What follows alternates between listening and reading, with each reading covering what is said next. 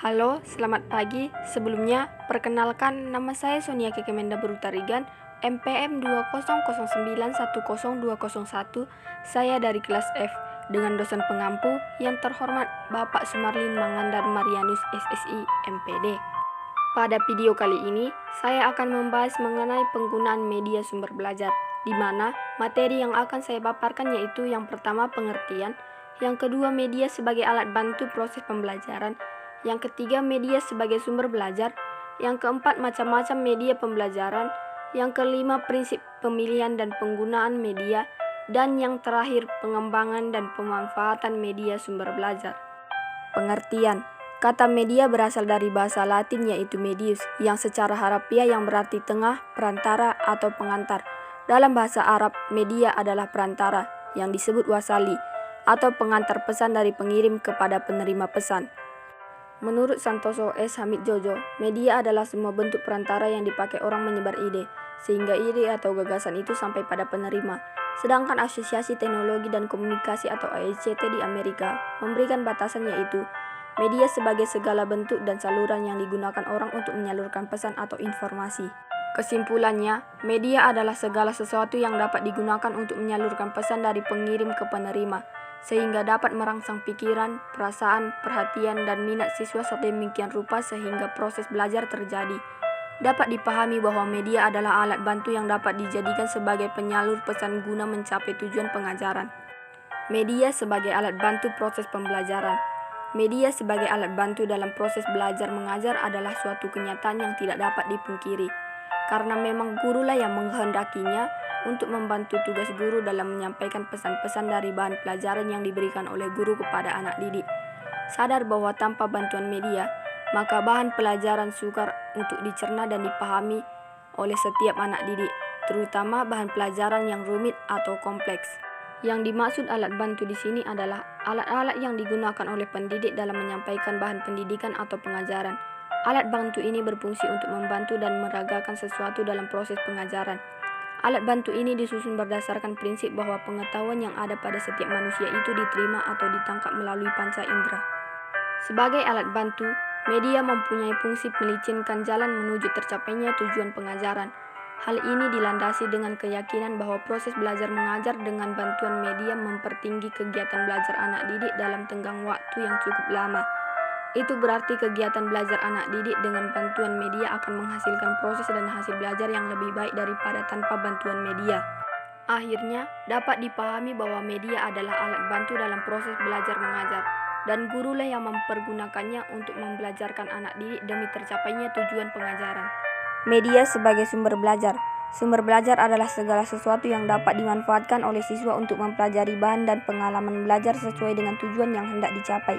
Biasanya guru hanya menetapkan buku teks sebagai sumber belajar, namun dalam perkembangannya, maka sumber belajar tidak hanya buku saja, tetapi guru sebaiknya memanfaatkan sumber lain selain buku wajib, misalnya film, majalah, laboratorium, perpustakaan, dan lain sebagainya. Udin Saripudi dan Winata Putra mengelompokkan sumber-sumber belajar menjadi 5 kategori, yaitu manusia, buku atau perpustakaan, media massa, alam lingkungan, dan media pendidikan. Karena itu, sumber belajar adalah segala sesuatu yang dapat dipergunakan sebagai tempat di mana bahan pengajaran terdapat atau asal untuk belajar seseorang. Media pendidikan sebagai sumber belajar ikut membantu guru memperkaya wawasan anak didik. Aneka bentuk dan jenis media pendidikan yang dipergunakan oleh guru menjadi sumber ilmu pengetahuan bagi anak didik. Dalam menerangkan suatu benda, guru dapat membawa bendanya secara langsung ke hadapan anak didik di kelas. Dengan menghadirkan bendanya, seiring dengan penjelasan mengenai benda itu, maka benda itu akan dijadikan sebagai sumber belajar. Dewasa ini, perangkat teknologi sudah ada di mana-mana. Pertumbuhan dan perkembangan hampir-hampir tak terkendali. Di sekolah-sekolah, khususnya di kota-kota besar, teknologi dalam berbagai bentuk dan jenisnya sudah dipergunakan untuk mencapai tujuan. Ternyata teknologi tidak hanya sebagai alat bantu, tetapi juga sebagai sumber belajar dalam proses belajar mengajar. Guru yang pandai menggunakan media adalah guru yang bisa memanipulasi media sebagai sumber belajar dan sebagai penyalur informasi dari bahan yang disampaikan kepada anak didik dalam proses belajar mengajar. Macam-macam media pembelajaran. Media pembelajaran banyak jenis dan macamnya, dari yang paling sederhana dan murah hingga yang canggih dan mahal. Ada yang dapat dibuat oleh guru sendiri dan ada yang diproduksi oleh pabrik. Ada yang sudah tersedia di lingkungan untuk langsung dimanfaatkan dan ada yang sengaja dirancang oleh para ahlinya. Macam-macam media yang digunakan sebagai sumber belajar yaitu dilihat dari jenisnya. Media dibagi ke dalam yang pertama, media auditif. Media auditif adalah media yang hanya menggunakan kemampuan suara saja, seperti radio, kaset recorder, piring hitam. Media ini tidak cocok untuk orang tuli atau mempunyai kelainan dalam pendengaran. Yang kedua, media visual. Media visual adalah media yang hanya mengandalkan indera penglihatan. Media visual ini ada yang menampilkan gambar diam seperti film strip atau film rangkai, slide atau film bingkai, foto, gambar atau lukisan, cetakan. Ada pula media visual yang menampilkan gambar atau simbol yang bergerak seperti film bisu, film kartun. Yang ketiga, media audiovisual. Media audiovisual adalah media yang mempunyai unsur suara dan unsur gambar. Jenis dan media ini mempunyai kemampuan yang lebih baik karena meliputi kedua jenis media yang pertama dan kedua. Media ini dibagi lagi ke dalam audiovisual diam dan audiovisual gerak. Pembagian lain dari media ini adalah audiovisual murni dan audiovisual tidak murni. Yang kedua, dilihat dari daya liputnya. Media dibagi ke dalam yang pertama, media dengan gaya liput luas dan serentak. Penggunaan media ini tidak terbatas oleh tempat dan ruang, serta dapat menjangkau jumlah anak didik yang banyak dalam waktu yang sama. Contoh, radio dan televisi.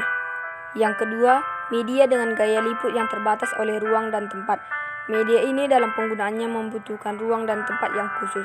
Contoh, film, sound slide, film rangkai yang harus menggunakan tempat yang tertutup dan gelap.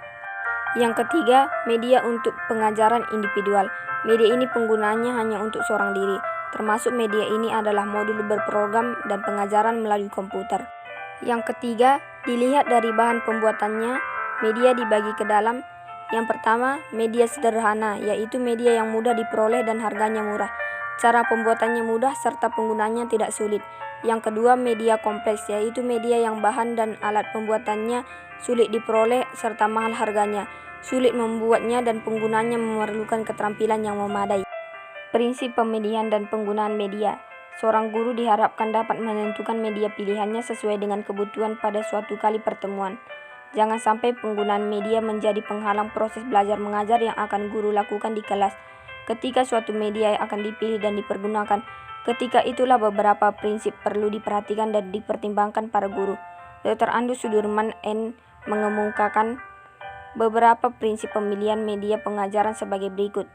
Tujuan pemilihan. Memilih media yang akan digunakan harus berdasarkan maksud dan tujuan pemilihan yang jelas. Pemilihan media untuk pembelajaran atau siswa belajar, untuk informasi yang bersifat umum, atau sekedar untuk hiburan saja mengisi waktu kosong.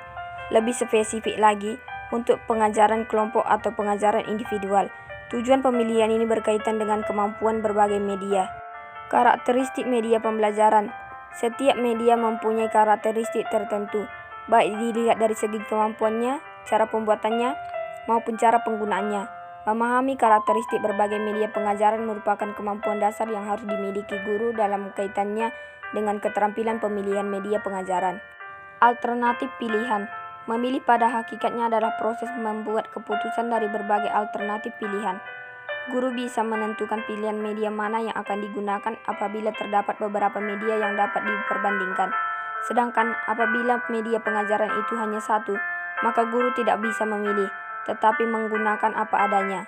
Sedangkan, menurut Dr. Nana Sujana tahun 1991 halaman 104 tentang prinsip-prinsip penggunaan media agar mencapai hasil belajar yang baik yaitu: yang pertama, menentukan jenis media dengan tepat.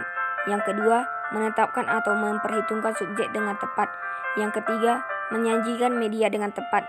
Yang keempat, menempatkan atau memperlihatkan media pada waktu, tempat, dan situasi yang tepat. Pengembangan dan pemanfaatan media sebagai sumber belajar.